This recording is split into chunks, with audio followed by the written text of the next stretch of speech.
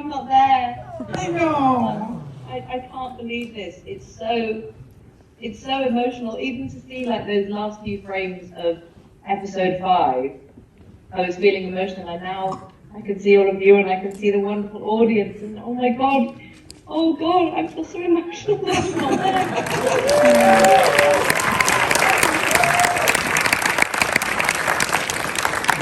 Kate, it could be worse. You could be here and freezing. So let me instead ask you let's talk about this episode for a moment, because it's a real turning point for her. I mean, what was your feeling when you saw the script for this particular episode? I'm curious. Well, first of all, I mean, I have to say that my reaction to Zabel getting shot on the written page was exactly the same as I think it is for every audience member. That you just can't believe it. And also, I hadn't been sent episode 6 at that point. So my desire, like every audience member, he can't be dead. He can't really be dead. That can't really be it. He's got to come in. Surely it's going to cut to him on life support in a hospital somewhere. I had to wait another 2.5 weeks. They were like, oh yeah, we'll get you episode 6. Brad's just doing a few tweaks. I was like, I couldn't believe it. So, I mean, I just love the fact that this middle-aged woman just goes in there and shoots the shit out of that.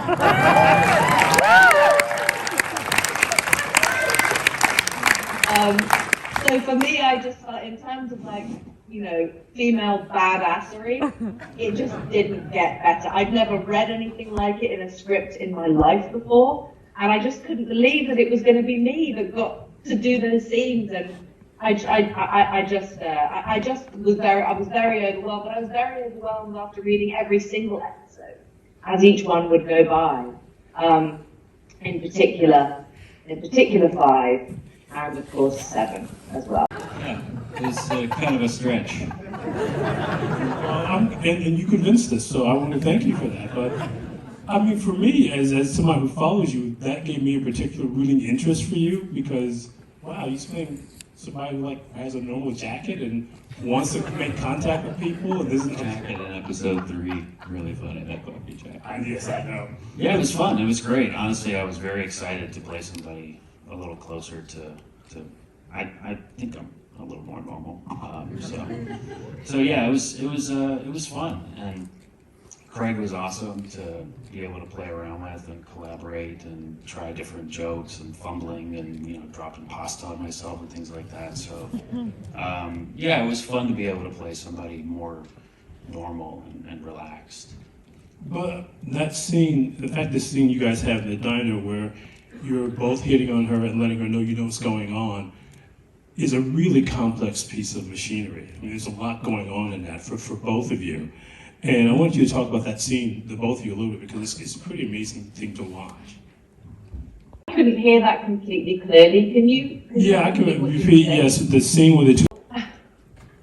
I mean, whenever anyone says that what we did was amazing, I just feel so proud to have been part of all of this with everyone, with our incredible cast. And I have to say, like, just reflecting on our younger cast, those actors were extraordinary. They were terrified, they were so nervous, but the attitude, the incredible work ethic that everyone came to this job with really stood us in such remarkable stead. Everyone just dug in and did the work. There were no egos, there was no fuss, no sort of, I don't know, hoping that someone else was going to do their job for them. Everyone was on their A game from the word go. And that scene with Evan and I in the diner, I mean, it is a complicated scene, but it's so funny because my memory of shooting it was that we had to do it really quickly, didn't we, or something? Like we had a bunch of other things to shoot, and we were behind that day, and it's so funny when I look back on it, because my memory is, oh my God, did we even get that scene? Like, I'm sure we were both terrible in our acting in that scene because there was just no time or something. I can't even remember which scene you're talking about.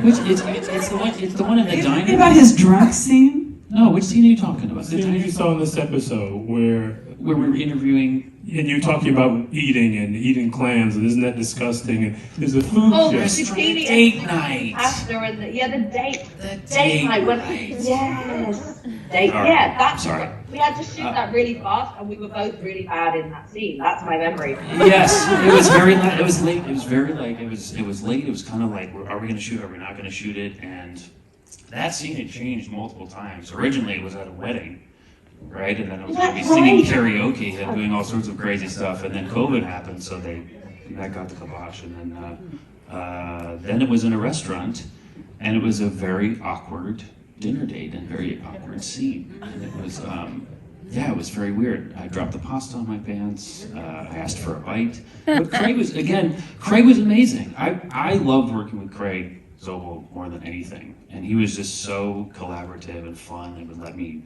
improvise and play around. And thank you to you for letting me improvise and mess around and be ridiculous. Listen, you don't so have to fun. thank me for anything, Zabes.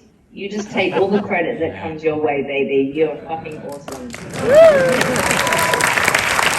It's true. You're fucking awesome. Yeah, I'm sorry to break it to you guys, but it wasn't a bad scene. I'm sorry. Don't be the first to sort of break your hearts and tell you did a really good job with it. Julian, let me ask you this, because of all the characters. Well, it was a great privilege to be able to play this person who I felt like I could relate to this community. Delco, outside of Philadelphia. I'm from a town outside of Boston, so if that had a similar vibe to me, working class and loyal people, loving people, funny people. And so I felt really excited to play this woman who we think we know and how we all have secrets that we're trying not to share or show all the time. And so how interesting to get to know these things are coming, but not give them away. I mean, Kay, I want to have you talk about the relationship with Laurie too, because the early scenes you guys have together, it feels like Laurie is Mare's oasis. You know, I mean, actually, she's the only person we see her laugh with, which is really interesting. And so there's. For me, one of the things I absolutely loved about Mare was that she's just so impossibly exactly who she is. She just makes no apology for who she is. She carries the weight of the life that she's led on her shoulders, and she's miserable about it, and she bitches and she moans about it, and she lets everyone know how she's feeling, apart from the depth of the grief that she's feeling. That's obviously something that she keeps deeply locked away. And her relationship with Laurie, to me, is one of the great female friendships I think that I'd ever come across in a piece of writing. You know, how these two women can love each other so completely without judgment. And that is, of course, something that I think in society today, people are becoming a little more judgmental of their friends and neighbors and their communities. And to come across women like this who honor the history that they share and look out for one another and really have each other's backs. To me, there was something so beautiful and powerful about that. And I think in many ways, you know, yes, we do see Mare crack at several different moments in the story, but I think she would have cracked a lot earlier in her life, had it not been for Laurie. It's a truly beautiful friendship, I think, and I just felt so blessed to be able to look into the oasis that is the eyes of Julianne Nicholson, those beautiful green pools of honesty. I just felt so blessed to get to do that.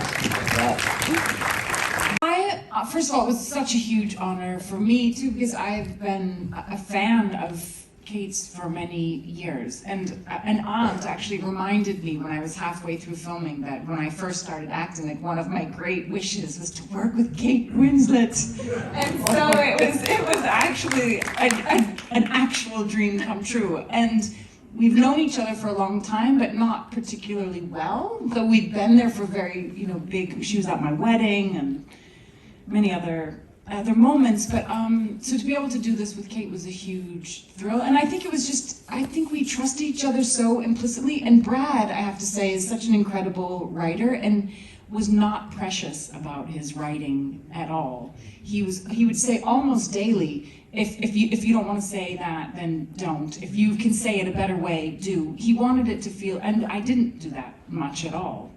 And I'm often of the mind that say less, especially in such big moments. I feel like if you can have the, a version of the experience, if you can be really in what that might be, you don't have to tell people what's happening to you.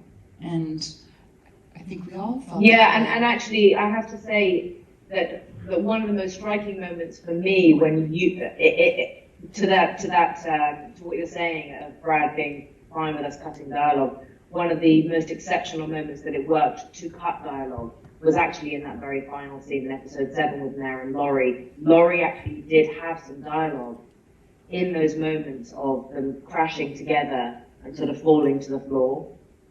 There were actually some words written, and Julianne just said, "No, I don't think I can speak. I don't think I will."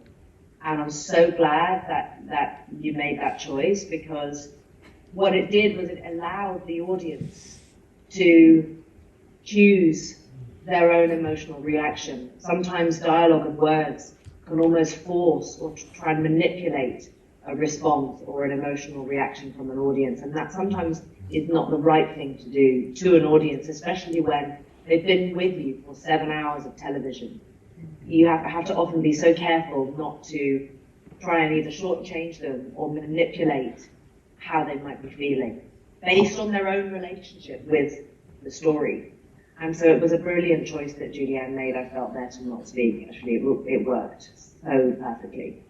I hate to interject here, but I wanted to ask you, and I wanted to ask Kate, that last moment when you just collapsed into her arms, she couldn't even bear keeping you up. It so mirrored the image of you pulling your son down when he collapsed from where he hanged himself. That is just what hit me like a ton of bricks, because to me it was sort of the same tableau, kind of. It just broke my heart. It was in my mind, Jean. It was very much in me, because that sequence of finding Kevin hanging in the attic, climbing up that ladder, cutting him down, how she describes it to the therapist. I had lived the moment so many times myself before shooting the scene with the therapist, so that it became unbelievably real. That actually, I had to be careful shooting that scene with Julianne to try and keep that memory out of my mind, because that's the weight of a body, the weight of a collapsed body is it's so hard to describe. It's such an agonizing feeling to be supporting that weightless, emotional person. And yes, I had to separate the two, but it was in me, that feeling. Yeah, it was. You can just act it and not tell it. As Kate said, you're then, you can be manipulating the audience in a way that they can have their own experience with how they've experienced the whole show, the relationship that they have with each of the characters. They can then have the experience for themselves and not be told where their sympathies are supposed to lie or what that person's thinking about, because we're not sharing. We're sharing like such a small fraction of what we're experiencing at any moment. It's so much more interesting to even be unsure what the character's thinking than be told straight up. And I just felt like they came together. They didn't know what was going to happen. I loved how when they come together in that scene, it's just she comes in, as she always has. Do you want a tea? Yes. And then they just can't keep it together. I mean, there's so many great. I think Helen has so many complicated feelings about her daughter. She's been through so much tragedy. I think she's angry at her daughter for so many reasons. I think just her daughter becoming a cop like her father did makes her angry. It just, and she knows she wasn't a perfect mother, and that makes her angry. How dare you make me feel bad about myself? Which, if any of you are parents, you know exactly what I'm talking about. So, I loved the dynamic between the two of them, because I think as much as she has some anger and frustrations with her daughter, and I think she's jealous of her daughter, but the bottom line is that she loves her no matter what, and will be there for whatever she needs, There's so many conflicting emotions playing out this all the time. Oh, when I ask her, I suppose you talk about your therapist, about me to your therapist. Yeah. No, it's like that's that guarded part of her. I mean, she's sort of guarded the way her daughter is. I mean, Mare is kind of a chip off the old block in some ways, but she doesn't want to ask because she doesn't really want to know, but she knows that Mare talks about her probably all the time in the therapist's office. And so she kind of makes it like a wise-ass joke, but it really hurts. It really, really hurts because, as a parent, there's things you say and do that you wish you could do differently, but you can't, and you try to forgive yourself, and, but it's just they've had so much tragedy in their lives. But again, they manage to find humor, they manage to find joy where they can, and it's like what you were saying about those kind of communities, those working class communities. It's just part of life, You hurt and you cry and you go on and you laugh and you have affairs with your friend's husband, etc. I think something that I really appreciated, just on a personal level, in Brad's writing of the show and his construction of Mare having therapy. I have to admit, I have always been very anti-therapy. I've always said, no, I don't need that. I mean, a lot like Mare, actually. I don't need any of that. I like all my stuff, all my baggage. I don't need all of that. Some strange, sort of disdainful attitude, stupid, really, nonsense attitude about therapy that I had always had. And one thing I really appreciated in Brad's writing is that he took therapy out of the realms of being some sort of bourgeois thing and made it, I think perhaps, I don't want to use the word accessible, but because he rooted it in Mare, he rooted this experience in Mare, and because Mare is so intertwined with an incredibly real community, a very visceral, normal way of life, these working class people, these heroes, these special friendships that this community of people all formed. You don't often expect, or it's not, I suppose, common to see on film or on television individuals with the types of background that our characters have going to therapy, and I thought that was really important as a message, really. And clearly, Mare does transform through the experience of having therapy, and I think it's just important for people to see that. It certainly altered my opinion of therapy. I've had some since, actually, because of Mare. Well, Not least because of the experience of having played Meshi, and that I had to have fucking therapy. But inspired by Mare's successful experience with therapy, I got fucking therapy.